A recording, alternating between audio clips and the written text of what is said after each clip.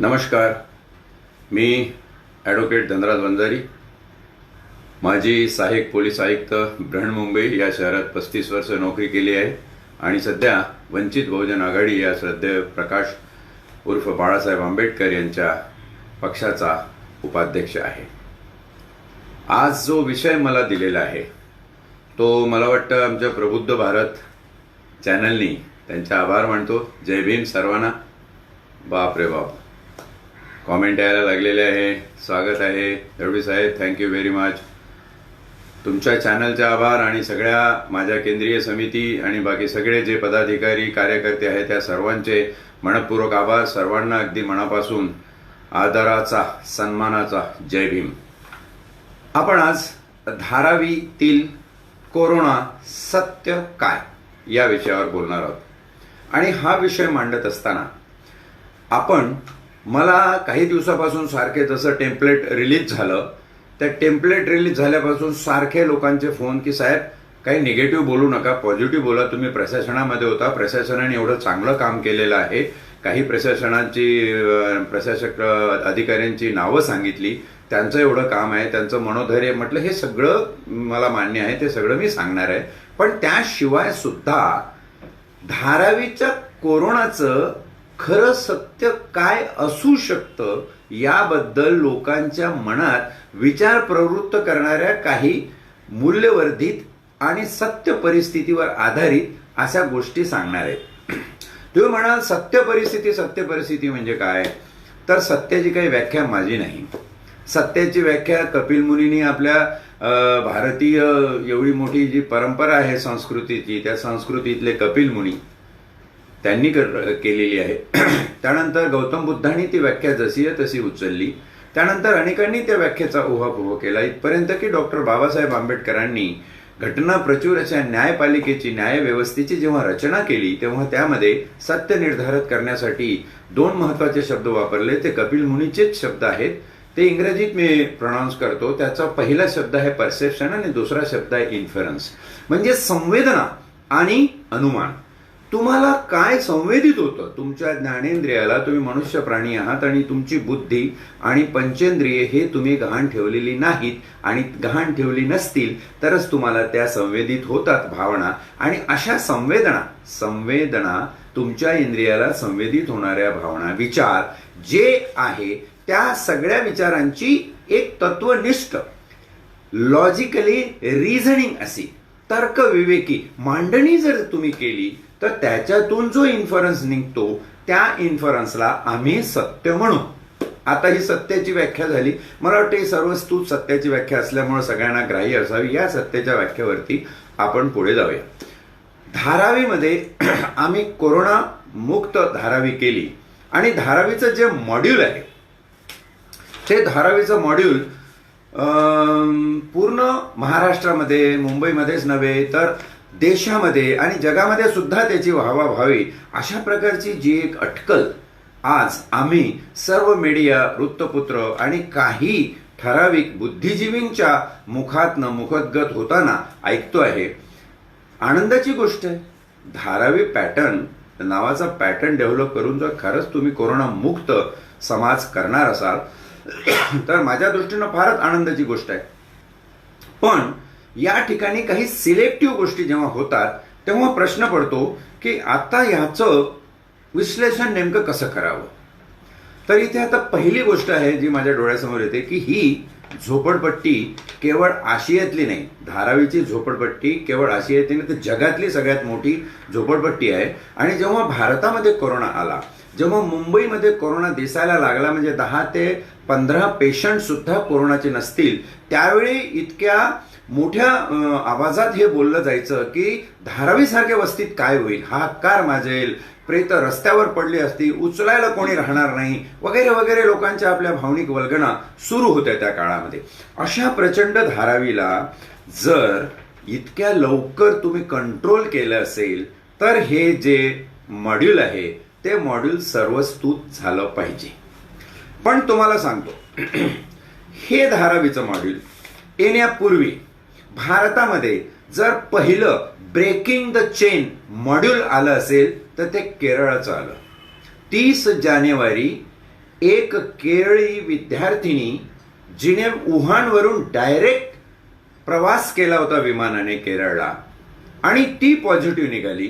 त्यानंतर केरळ सरकारने केरळ राज्यामध्ये ब्रेकिंग द चेन नावाचा पॅटर्न राबवून कंट्रोल केलं कोरोना. आता मी धारावी पॅटर्नची तुलना केरळा पॅटर्न बरोबर नक्कीच करणार एवढ्यासाठी की केरळा पॅटर्न ज्या पद्धतीने राबवला गेला त्याची प्रशंसा भारतातल्या सोडा अमेरिकेतल्या वॉशिंग्टन पोस्ट नावाच्या वृत्तपत्राने 10 एप्रिल 2020 रोजी एक पान माहिती लिहून प्रसिद्ध केली. आणि त्या पानामध्ये त्या माहितीमध्ये त्यांनी एवढं इन्क्लूड केलं की या ठिकाणी किती काटेकोरपणे नियम तयार केलेत आणि त्या नियमांची अंमलबजावणी केली आणि ब्रेकिंग द चेनसाठी विविध यंत्रणा कशा असतात, एज्युकेशन म्हणा, हेल्थ म्हणा, लॉ अँड ऑर्डर म्हणा, प्रशासन जे याच्या ऑर्डर्स देतं ते गव्हर्नमेंट म्हणा, लॉ अँड ज्युडिशियरी म्हणा, या सगळ्या यंत्रणा कशा एकजूट होऊन एकमेकाशी कुठलीही तफावत न करता, कसलीही डिस्पॅरिटी न ठेवता एकत्रित काम करत होत्या. त्याच्यामुळे ही चेन ब्रेक होऊ शकते. आणि या मॉड्यूलचं दुसरं एक तारीफ जी ज्यांनी केली ते आहे MIT टेक्नॉलॉजी रिव्ह्यू. हे कलकत्त्यावरून रिलीज होतं. आता वॉशिंग्टन पोस्ट अमेरिका आणि केरळ कुठे आणि कलकत्ता कुठे, कलकत्त्यामधून जे एक MIT टेक्नॉलॉजीचं मासिक दर महिन्याला निघतं त्या मासिकाने 15 एप्रिलला 2020 रोजी या केरळा पॅटर्नची तारीफ केलेली आहे.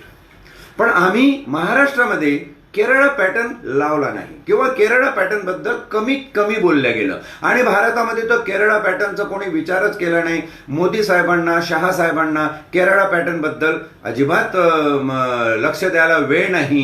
कारण त्या ठिकाणी जे सरकार आहे ते गैर BJP सरकार आहे म्हणून ते सावत्र वागणूक त्यांना देण्यात आली. हेही सत्य जनतेकडून लपलेलं नाहीये. आता धारावीच्या पॅटर्न बद्दल जी प्रशंसा होते ती प्रशंसा झालीच पाहिजे आणि त्या प्रशंसेमध्ये जे काही काम करणारे अधिकारी आहेत, मला सांगण्यात आलं की एक सहाय्यक आयुक्त आहेत BMC मध्ये जे दिघावकर नाव आहे त्यांचं. दिघावकरांनी खूप परिश्रम केले.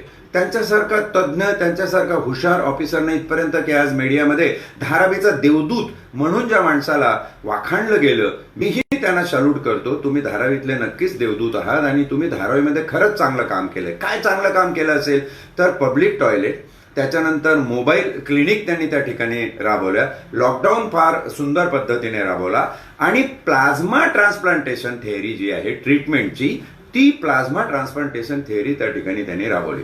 आजही बघा की धारावीतले म्हणजे गोरगरीब लोक, धारावी झोपडपट्टीत राहणारे लोक, 400 लोक स्वयंसेवक समोर आलेले आहेत ज्यांनी सांगितलं की आम्ही अशा कोरोनाग्रस्त रोग्यांच्या बरं होण्यासाठी, ट्रीटमेंटसाठी आमचा प्लाझ्मा द्यायला तयार आहोत. प्लाझ्मा डोनर, जसे ब्लड डोनर असतात तसा प्लाझ्मा डोनर म्हणून हा एवढ्या मोठ्या संख्येने वर्ग समोर आलेला आहे. याचं निश्चितपणे क्रेडिट मी दिघावकरांना देईल. मी प्रशासनामध्ये होतो. प्रशासनामध्ये अनेक चांगले अधिकारी होऊन गेलेले आहेत. खैरनासारखे अधिकारी त्या BMCच्या रोलवर आज तुम्हाला बघायला मिळतात. पण इथे मला एक प्रश्न पडतो. बघा, सत्य निर्धार हे नुसतं एका बाजूने एका साईडला जाऊन करायचं नसतं, तर दोन्ही बाजूचा सांगोपांग विचार करून तुलनात्मक निर्णय, निष्कर्ष त्याच्यातून काढला तर ते सत्य म्हणता येईल. जे दिघावकर एक सहाय्यक आयुक्त आहेत BMC मध्ये, बृहन्मुंबई महापालिकेमध्ये असे किती सहाय्यक आयुक्त आहेत याची संख्या जर घेतली आणि आपण असा विचार केला की हे एकटेच दिघावकर या ठिकाणी जी नॉर्थ आणि धारावीमध्ये जर एवढं चांगलं काम करत होते तर मुंबईचे बाकीचे सहाय्यक आयुक्त काय करत होते? Why they are not feel like implementing his pattern in their respective jurisdiction and check eradicate completely corona from Mumbai. आज मुंबई एवढी बदनाम झालेली आहे, मुंबईची माणसं गावाकडे गेली तर लोक पेटावून लावायला लागले. त्यांना क्वारंटाईनमध्ये ठेवून तिथं 14 दिवस बंदिस्त ठेवण्यात येतं. मुंबईचा माणूस म्हटला की लोकांच्या भुवया उंचावतात. याचं एकमात्र कारण आहे की मुंबईमध्ये आम्ही कोरोना थांबवू शकलो नाही. मग आम्ही कोरोना कुठे थांबवला? फक्त धारावीमध्ये. म्हणजे हा प्रश्न निर्माण करणारा मुद्दा नव्हे का? आणि हे असंच नाही का की धारावीचा एरिया जर तुम्ही बघितला आणि संपूर्ण मुंबईचा एरिया बघितला तर हा अल्पसा एरिया आहे. पण आमच्याकडे मॉडेल आहेत. मॉडेल कसे आहेत की 900 किलोमीटरच्या रस्त्याचं प्लॅनिंग करायचं आणि 900 किलोमीटर पैकी फक्त 9 किलोमीटर रस्ता मस्तपैकी बांधायचा आणि त्याच्या उद्घाटनावरती 90 करोड खर्च करून आम्ही किती मोठा विकास केला. शेवटी तो यूपी मधला विकास दुबे झाला. इथपर्यंत आम्ही गेलो. हे जे मॉड्यूल आहे ना आमचं, ते इतकंसं करायचं आणि तितक्याचा असा गवगवा करायचा की जसं काही आम्ही जग बदलून टाकलेलं आहे. कोलंबसने अमेरिकेचा शोध लावून जे महत्कार्य केलं तशा प्रकारचं आम्ही धारावीमध्ये महत्कार्य केलेलं आहे. इथं कुठंतरी आपली शासनाची प्रशासनाची गल्लत होते, हे मात्र तुम्ही लक्षात घ्या. या ठिकाणी तुम्हाला मी अजून एक गोष्ट सांगतो की बीएमसीने काम केलं. बीएमसीचे सहाय्यक आयुक्त होते वगैरे.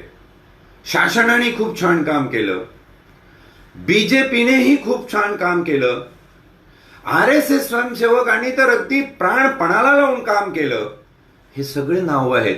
पण टाटा ट्रस्टचं नाव कोणीच घेत नाही. टाटा ट्रस्टनी या ठिकाणी सगळ्यात जास्त काम केलेलं आहे.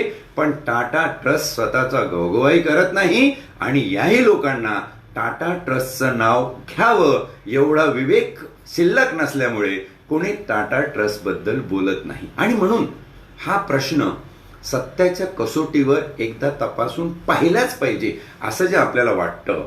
तर ही तपासणी करताना मी फार क्रमवार या तपासणीकडे जाणार. ही तपासणी करताना मला इथे एक प्रसंग सांगावासा वाटतो की ज्या दिवशी कॅबिनेट मिनिस्टर आदित्य ठाकरे यांनी धारावीचा दौरा केला आणि ते म्हणाले की इथे हा जो बीजेपीचा अजेंडा आहे, बीजेपीला क्रेडिट घ्यायचंय. पॉलिटिकल स्टेटमेंट आहे. कारण शिवसेना वर्सेस बीजेपी हे जे द्वंद्व आहे त्याच्यातून निर्माण झालेलं हे पॉलिटिकल स्टेटमेंट आहे. पण त्याच्याच जोडीला धरून आदित्य ठाकरेंनी एक महत्वाचं स्टेटमेंट केलंय. ते म्हणाले की RSS ही संस्था या देशातली सांस्कृतिक संस्था आहे आणि RSS हे अशा गोष्टीच्या क्रेडिटमध्ये वगैरे विश्वास ठेवत नाही. ते स्वयंसेवक म्हणून स्वयंप्रेरणेने लोकांची सेवा करतात. RSS या क्रेडिट लाटण्याच्या व्यवहारामध्ये नाही.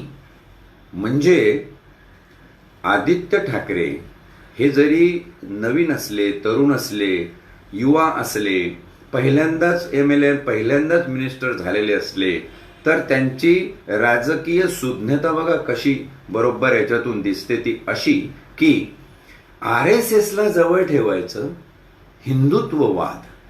RSSवर त्यांनी टीका नाही केली. उलट RSSचं भलावण केलं की येस RSSला तिचं क्रेडिट मिळालंच पाहिजे, पण RSS स्वतःचं क्रेडिट घेणार नाही कारण RSS ही संस्था अशा प्रकारचे क्रेडिट घेत नाही. हो, तुम्ही काय सांगता RSSचं? पण हा बीजेपीचा डाव आहे असं ते म्हणाले. आणि म्हणून मला या ठिकाणी कसं राजकारण बदलतं हे सांगताना आदित्य ठाकरेंच्या आजोबांच्या तोंडचं एक वाक्य सांगायला पाहिजे.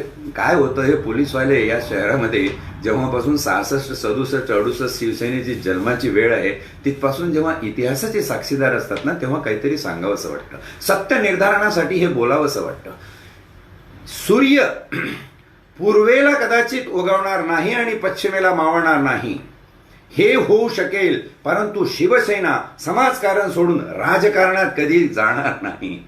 आणि बाळासाहेब तुमचा नातू आज इतकं अस्खलित राजकीय वक्तव्य करतोय की एका बाजूला हिंदुत्व धरून ठेवलेलं आहे.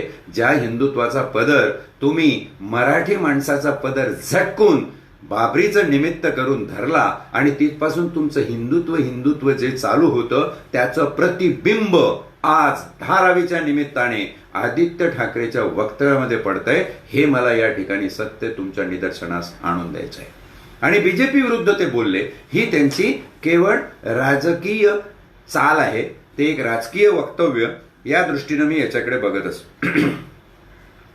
आता इथे RSSला क्रेडिट दिलं पाहिजे असं ते जेव्हा बोलले त्याच्या बरोबरीनं त्यांनी अजून एक शब्द उच्चारला, तो आहे स्पिरिच्युअल ऑर्गनायझेशन. म्हणजे RSS ही स्पिरिच्युअल ऑर्गनायझेशन आहे. म्हणजे धर्म, हिंदुत्व, हिंदू राष्ट्र इकडे आदित्य ठाकरे झुकलेले दिसतात. हे मी अशासाठी सांगतो की इथून जे पुढचे मुद्दे आहे ना, ते पुढचे मुद्दे तुम्हाला हे लक्षात आणून देईन की मी हे सगळं का बोलतोय. RSS या संघटनेबद्दल जर पहिल्यांदा कोणी आवाज उठवला असेल तर ते आहेत श्रद्धेय बाळासाहेब उर्फ ॲडव्होकेट प्रकाश आंबेडकर. ते काय म्हणाले होते खासदारकीच्या इलेक्शनच्या आधी की RSSला संविधानाच्या चौकटीत आणा. हे म्हणण्याचं काय कारण असावं? कारण कदाचित त्यांच्याकडे माहिती असेल, कदाचित म्हणतोय, कदाचित त्यांच्याकडे माहिती असेल की RSS हे राष्ट्रीय स्वयंसेवक संघ नसून ही रॉयल सिक्रेट सर्व्हिस आहे राणीची. आणि त्यांच्यामुळं यांना कुठल्याही प्रकारचं लायसन्सची गरज भारतात पडत नाही. कॉमनवेल्थ कंट्री आहे ना भारत. आणि म्हणून ब्रिटिशच्या राणीच्या अधिपत्याखाली असलेल्या ऑर्गनायझेशनला इथे कुठल्याही लायसन्सची गरज पडत नाही. त्यांच्याकडे AK-47 काय उद्या मिसाईल जरी असलं, नेव्हल बेस जरी असला, त्यांचं स्वतःचं एअर बेस जरी असला, तरी त्यांना परवानगी लागणार नाही. कारण हा असा गुंता या ठिकाणी RSSने निर्माण केला आहे राष्ट्रवाद धर्मवादाच्या नावाने. तो जेव्हा आदित्य ठाकरे बोलतात त्यांच्याही निदर्शनास मला आणून द्यावंसं वाटतं. आम्ही उद्या जगू नसू, आदित्य ठाकरे साहेब तुम्हाला साहेब म्हणून संबोधित करून तुम्हाला सांगतो की तुम्ही ह्या गोष्टी लक्षात ठेवा. HSS हिंदू स्वयंसेवक संघ या संघटनेचं मुख्यालय हे भारतात कुठेही नाही आहे. तुम्ही हिंदुइझम भारतामध्ये आम्हाला शिकवायचा प्रयत्न करताय. आम्ही स्वतः हाडाचे हिंदू आहोत, तुम्ही आम्हाला शिकवण्याचा प्रयत्न करताय. हिंदू स्वयंसेवक संघाचं मुख्यालय लंडनमध्ये आहे. तिथे कधीतरी जाऊन बघा काय प्रकार चाललेला आहे ते. आणि आज जे घाट या देशामध्ये घातला गेलेला आहे, तुम्ही म्हणाल फार दुरान्वयाने संबंध लागतो धारावीच्या कोरोनाग्रस्ताचे सत्य आणि तुम्ही हिंदू राष्ट्र. येस, जेव्हा कॅबिनेट मिनिस्टर स्पिरिच्युअल ऑर्गनायझेशन म्हणून RSSची भलावण करतो तेव्हा मला माझ्या लोकांना, गोरगरीब जनतेला, दलितांना, बहुजनांना, आदिवासींना, पारधी फासे पारध्यांना, रामोशी लोकांना, या सगळ्या लोकांना कळू देत हिंदुइझमचं खरं सत्य काय आहे ते. हा धारावी पॅटर्न तुम्हाला एक पॅटर्न जगप्रसिद्ध करून कुठंतरी तुमच्या नावाचा गवगवा करून घ्यायचा आहे. त्याच्या षडयंत्राची, त्याच्या कॉन्स्पिरसीची, मी पुढे जाऊन एक शब्द म्हणेल, याच्या क्रिमिनल कॉन्स्पिरसीची ही नादी आहे. हे इथे या ठिकाणी विसरता कामा नये. आणि म्हणून म्हणतो जेव्हा आम्ही धारावीवर लक्ष केंद्रित करतो, ठाकरे सरकार, उद्धवजी सन्माननीय मुख्यमंत्री, तुम्ही पहिल्यांदा मुख्यमंत्री झाला, पण राजकारण तुमच्यासाठी नवीन नाही आहे. किंबहुना BMCचं प्रशासन हेही तुमच्यासाठी नवीन नाही आहे. सुमारे 25 ते 30 वर्ष तुम्ही BMC प्रशासनामध्ये असताना मला एका प्रश्नाचं उत्तर द्या. जवळपास 15 ते 20 वर्षापासून धारावीच्या झोपडपट्टीचा विकास, डेव्हलपमेंट, रिडेव्हलपमेंट, कन्स्ट्रक्शन्स, बिल्डिंग याची वल्गना होते. एवढ्या वर्षात का झालं नाही तिथे काहीच? का झालं नाही तिथे काहीच?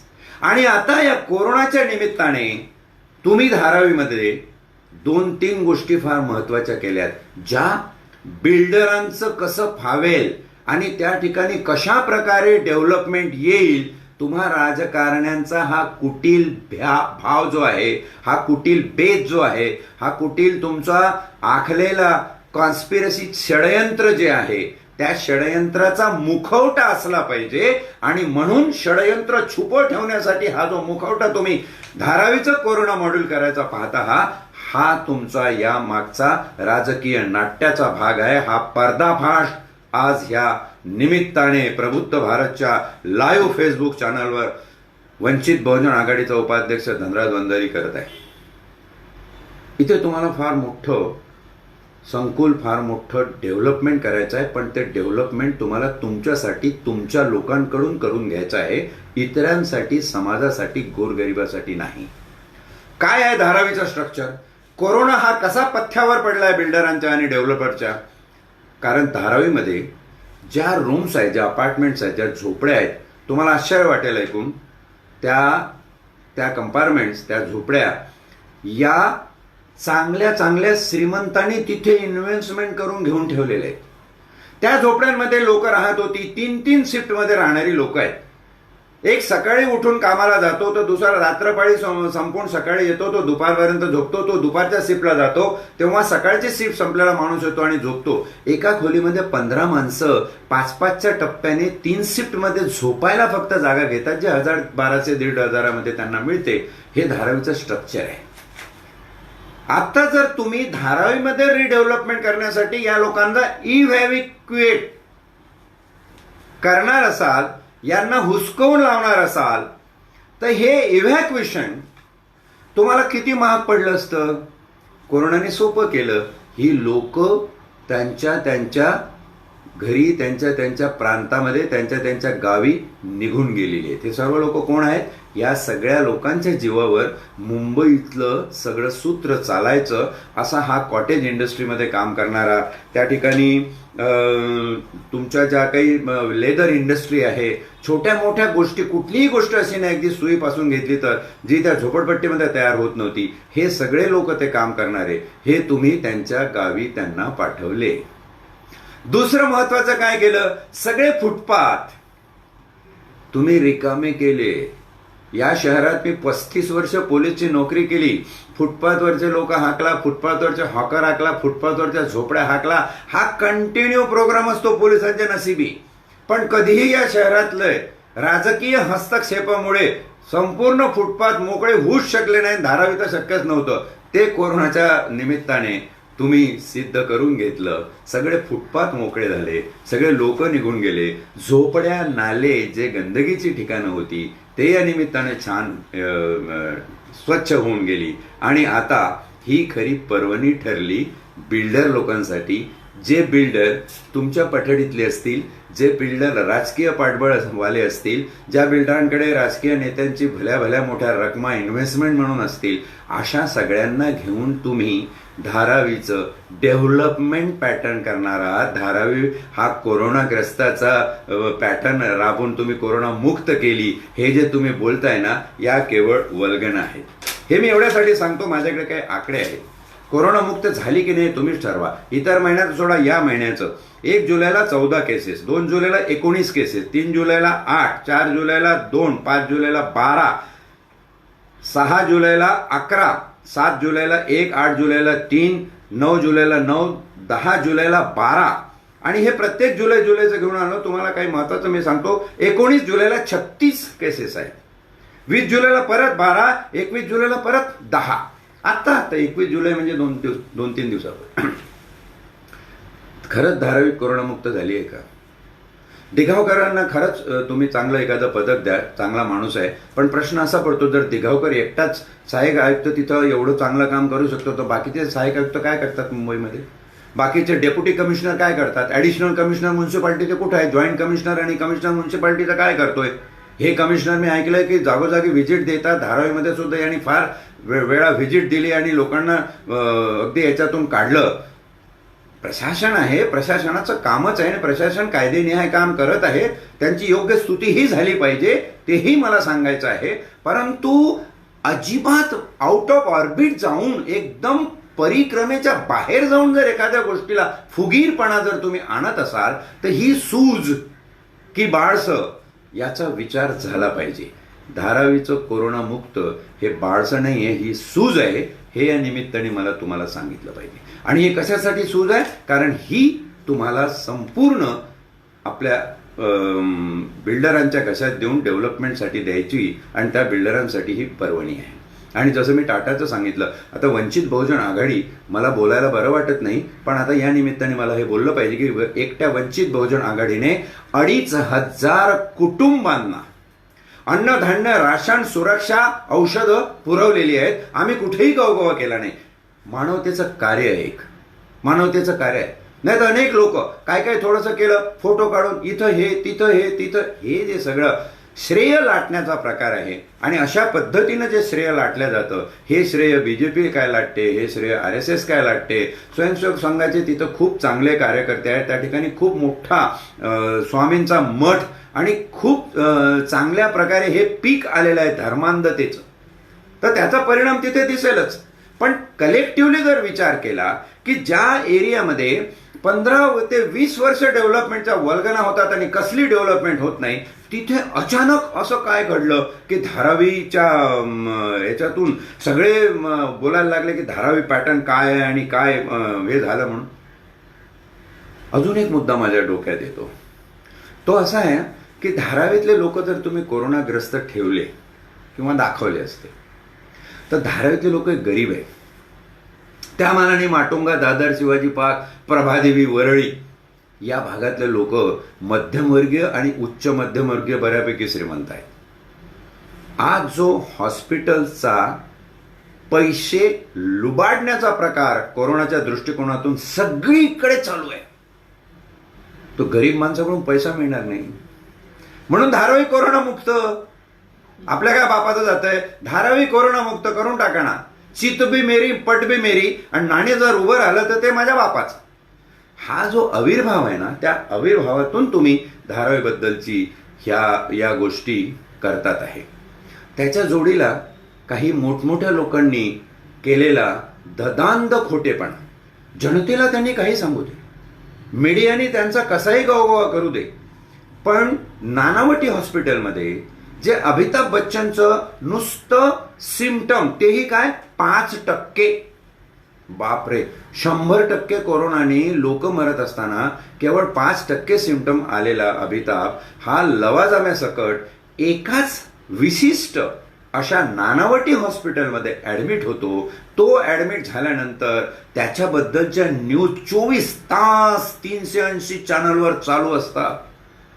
आणि आम्ही लोक जे स्वतःचा बाप कोरोनाने मेला तर त्याचं प्रेत उचलायला त्या लोकांना, हॉस्पिटलच्या स्टाफला 10,000 देतात आणि हात लावत नाही. मात्र अमिताभ बच्चन सकाळी किती वाजता उठला, त्याचा प्रातःविधी कसा आटोपला, त्यांनी नाश्ता किती वाजता केला, या न्यूज जेव्हा ऐकतो ना माणूस म्हणून मग शर्मेने माझी मान खाली झाली. थोडा तरी माणूस म्हणून विचार करा, काय करताय, कुठे चाललाय, कुठे नेताय तुम्ही या समाजाला. या सगळ्या गोष्टी बघितल्यानंतर तुमच्या लक्षात येईल की शिवसेनेकडे जर या शहराची सिव्हिल सत्ता, या शहराचं नागरिक सत्ताधीश म्हणून तुम्ही 30 ते 35 वर्ष आहात, ठाकरे सरकार, तुम्ही एवढ्या काळात कमीत कमी 5 अशी सुपर स्पेशालिटी अद्ययावत हॉस्पिटल बांधली पाहिजे होती की ज्यावेळी कामं आली असती. आता या ठिकाणी कुठे स्टेडियम घेतलेलं आहे, कुठे म्युन्सिपाल्टीच्या शाळा घेतल्या आहे, कुठे कुठल्या पारसी ग्रस्तांनी दिलेल्या जागा घेतलेल्या आहेत आणि तिथे तुम्ही तुमचे तंबू टाकून हे कोरोनाचे जे कॅम्प वगैरे आणि क्वारंटाईनचे कॅम्प तयार केलेले आहेत, ती वेळ आमच्यावर आली नसती. धारावीसारख्या भागाला जे तुम्ही अजिबात किंमत देत नव्हते, आज एवढी किंमत तुम्ही द्यायला लागले, कारण धारावीमध्ये तुम्हाला या ठिकाणी डेव्हलपर्स आणि बिल्डरच्या घशात हे सगळं घालायचं आहे. त्यासाठी तुम्हाला धारावीचा पॅटर्न, एक नवीन पॅटर्न जगभरातला म्हणून समोर आणायचा आहे. बरेच काही मुद्दे आहेत. या दृष्टीने मी हेही म्हणेन की बीजेपी आणि RSS जर याचं श्रेय घेऊ इच्छित असतील तर हे लागू पडतं. तुम्हाला त्याचं श्रेय घेण्याचा माणुसकीच्या दृष्टिकोनातून नैतिक अधिकार नाही आहे. पण जर हे तुम्ही घेत असाल तर मला एक प्रश्न या ठिकाणी पडतो की कोरोना हा भारतात पसरला, त्याच्यासाठी जबाबदार कोण, तर तबलीग जमात. तबलीग जमातीचं कॉन्फरन्स इथे होऊ दिलं, त्याच्यासाठी जबाबदार कोण, MEA, ministry of external affair. पण नाही, ते आम्ही जबाबदारी घेणार नाही, मग ते तबलीग जमातीवरती देणार. आणि श्रेय, कोरोना संपवला आम्ही धारावीतला तर श्रेय आम्ही घेणार, आणि कोरोना पसरवला तर आम्ही नाही पसरवला.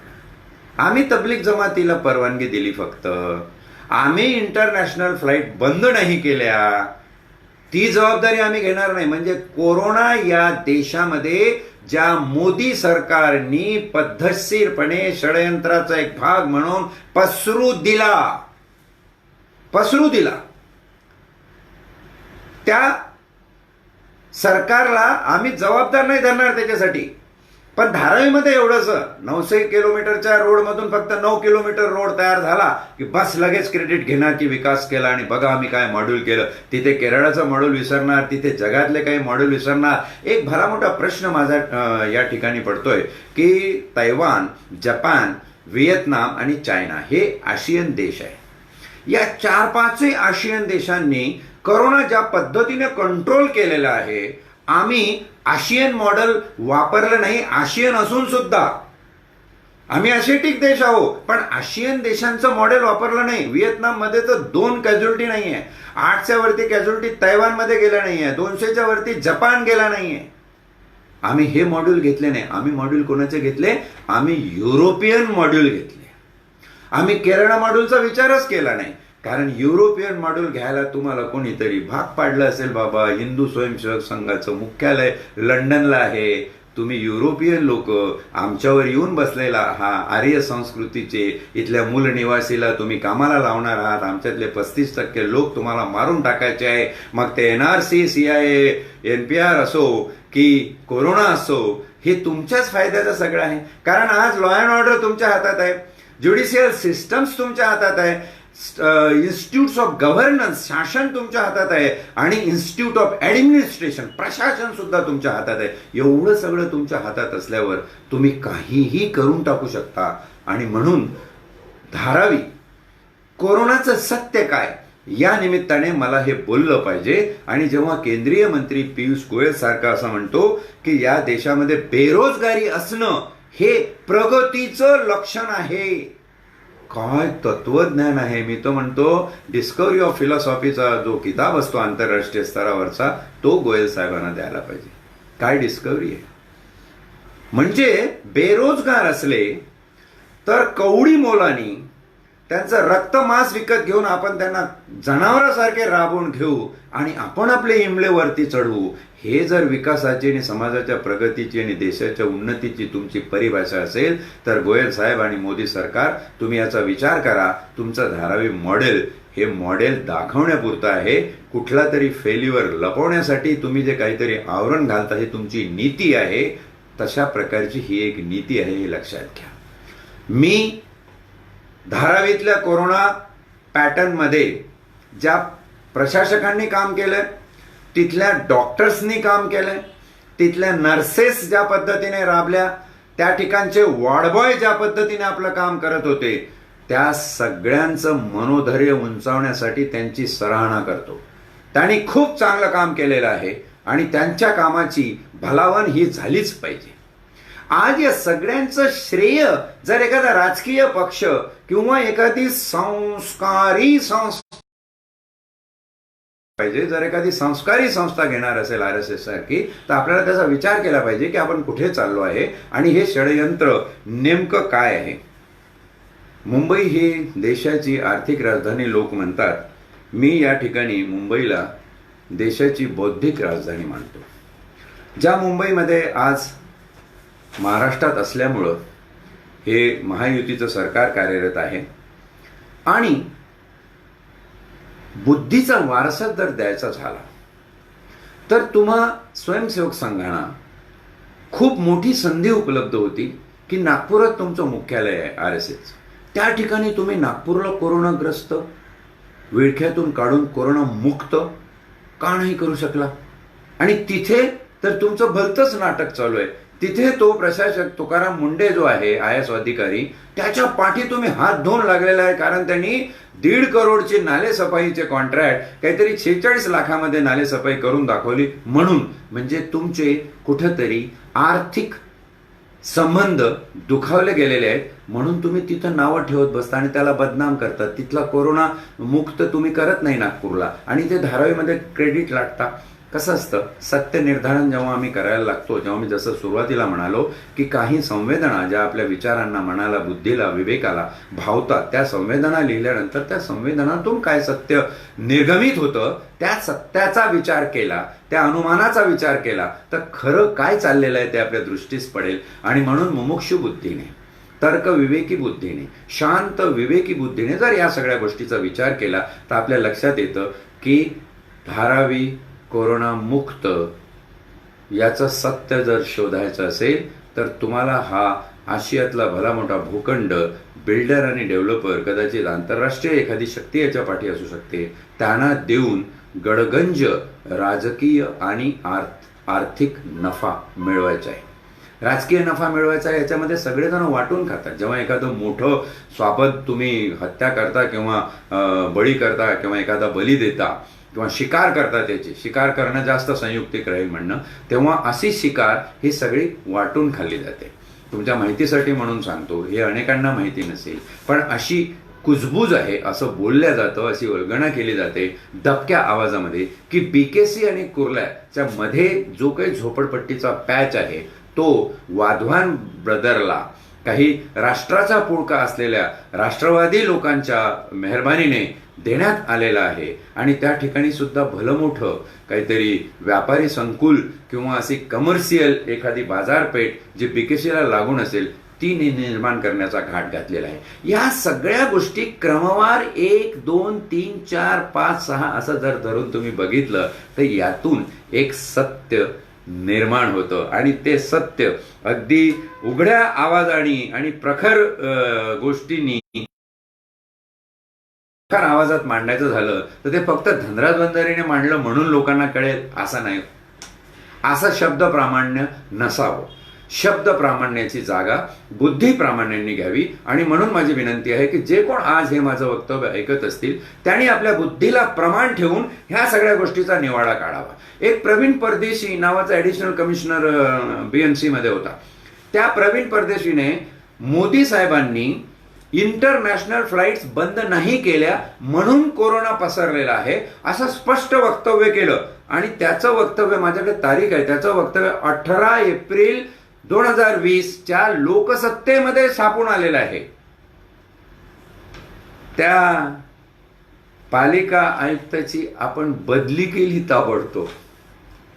तो इनकॉम्पिटंट ठरवला गेला कारण तो कदाचित तुम्हाला प्रश्न विचारत होता ज्याचं उत्तर तुमच्याकडे नव्हतं. आणि म्हणून धारावीतली कोरोनाग्रस्तता आणि धारावीला तुम्ही कोरोना मुक्त केलं, हे जे तुमचं बिरुद आहे ना, हे संशयाच्या घेऱ्यात आहे, हे प्रश्नांच्या माऱ्यात आहे.